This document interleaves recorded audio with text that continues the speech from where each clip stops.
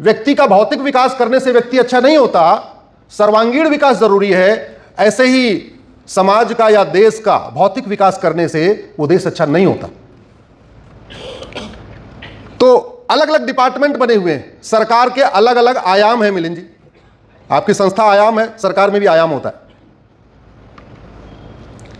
हमारे देश में इस समय दुनिया में सबसे तेज सड़क बन रही है। कौन है मंत्रालय का मंत्री? गडकरी जी। दुनिया में सबसे तेज सड़क बनाने वाला मंत्री किसके पास? हमारे पास। लेकिन सड़क बनाने से भौतिक विकास होता है, आध्यात्मिक विकास होता है? जोर से बोलिए जरा। भौतिक विकास।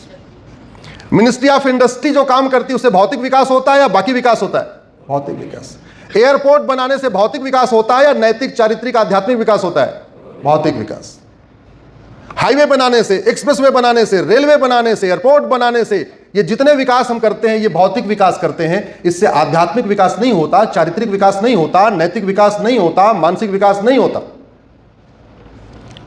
तो फिर बाकी विकास कौन करेगा? उसके लिए भी सरकार में आयाम है। नैतिक विकास, चारित्रिक विकास, आध्यात्मिक विकास, मानसिक विकास के लिए सरकार के पास 3 मंत्रालय हैं। एक का नाम है शिक्षा मंत्रालय, दूसरे का नाम है संस्कृति मंत्रालय और तीसरे का नाम है कानून मंत्रालय। भारत और जापान, भारत और सिंगापुर, भारत और अमेरिका, भारत और न्यूजीलैंड में अंतर यह है कि वहां का शिक्षा मंत्रालय, वहां का कानून मंत्रालय और वहां का संस्कृति मंत्रालय भी बहुत अच्छा काम कर रहा है। हमारे यहां भौतिक विकास करने वाले मंत्रालय तो खूब काम कर रहे हैं, दुर्भाग्यवश मानसिक विकास, आध्यात्मिक विकास, चारित्रिक विकास, नैतिक विकास, उन पे उतना फोकस करने वाले जो 3 मंत्रालय हैं उन्होंने सही काम करने की बजाय उल्टा काम किया। गाड़ी ले जानी थी कहीं और, ले गए कहीं और। उदाहरण के लिए सबसे पहले भी वंदे मातरम हुई। वंदे मातरम के ऊपर मेरी पीआईएल है। पूरा का पूरा आजादी का मूवमेंट, फ्रीडम मूवमेंट किस पे हुआ? वंदे मातरम, भारत माता की जय। जब गोली मारते थे, जब वो लाठी चलाते थे, हमारे देश के स्वतंत्रता संग्राम क्या बोलते थे? वंदे मातरम, भारत माता की जय। पहला झंडा डिजाइन हुआ भगवा रंग का था, उस पे ओम लिखा हुआ था, जो भारत का राष्ट्रीय झंडा डिजाइन हुआ।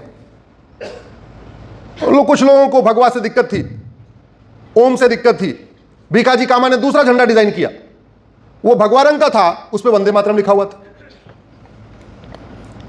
वंदे मातरम के नाम से अखबार निकल रहा था लाहौर में, वंदे मातरम के नाम से पत्रिकाएं निकल रही थी, वंदे मातरम के नाम से नाटक खेले जा रहे थे, वंदे मातरम के नाम से राम प्रसाद बिस्मिल ने गजल लिखा। सब कुछ क्या हो रहा था? वंदे मातरम, भारत माता की जय। लोगों के पगड़ियों पे वंदे मातरम लिखा हुआ था, लोगों के गमछों पे वंदे मातरम लिखा हुआ था, सारी सभाओं में वंदे मातरम हो रहा था। कांग्रेस का जो राष्ट्रीय अधिवेशन होता था उसमें वंदे मातरम गाया जाता था। और वंदे मातरम आया कैसे?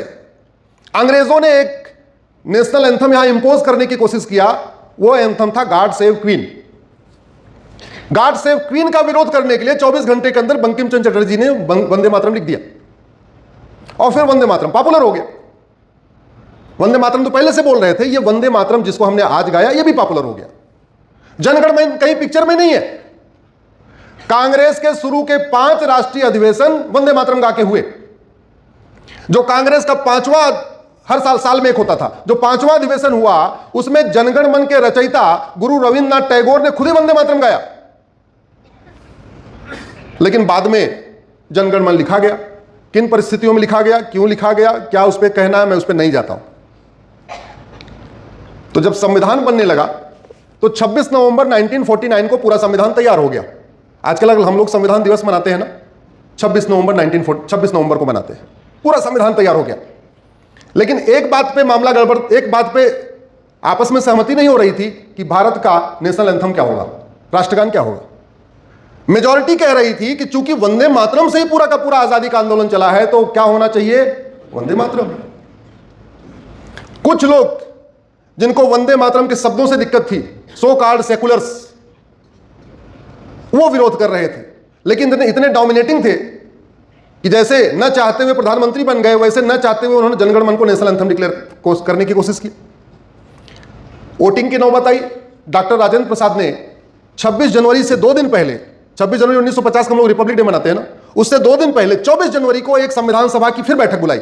संविधान बन चुका, संविधान लागू हो चुका, सब कुछ हो गया, मोटी मोटी सहमति हो गई कि वंदे मातरम भारत का राष्ट्रगान है।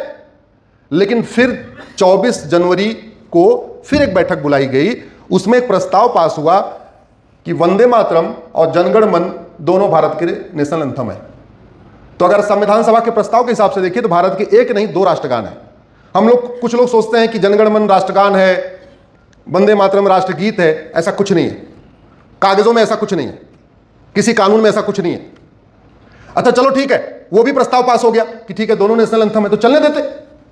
1971 में इंदिरा गांधी ने कानून बनाया, उसका नाम है नेशनल ऑनर एक्ट। उस कानून में उन्होंने जब नेशनल एंथम डिक्लेयर करने की बात आई तो जनगण मन का तो लिख दिया नेशनल एंथम, वंदे मातरम को उसमें नहीं डाला।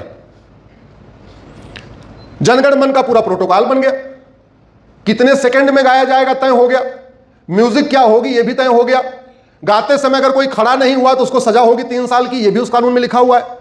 सब कुछ हो गया जनगण मन का, लेकिन वंदे मातरम को उसमें छोड़ दिया। नतीजा यह हुआ कोई 3 मिनट में वंदे मातरम गा रहा है, कोई 1 मिनट में वंदे मातरम गा रहा है, कोई 1.5 मिनट में वंदे मातरम गा रहा है, कोई किसी म्यूजिक पे वंदे मातरम गा रहा है, कोई किसी म्यूजिक पे वंदे मातरम कर रहा है। फिल्मों में अलग गाया जा रहा है, सीरियल में अलग गाया जा रहा है, पॉलिटिकल पार्टी की रैलियों में अलग गाया जा रहा है, स्टेज पे अलग गाया जा रहा है। इसलिए मैंने PIL फाइल किया हुआ है, मामला कोर्ट में चल रहा है।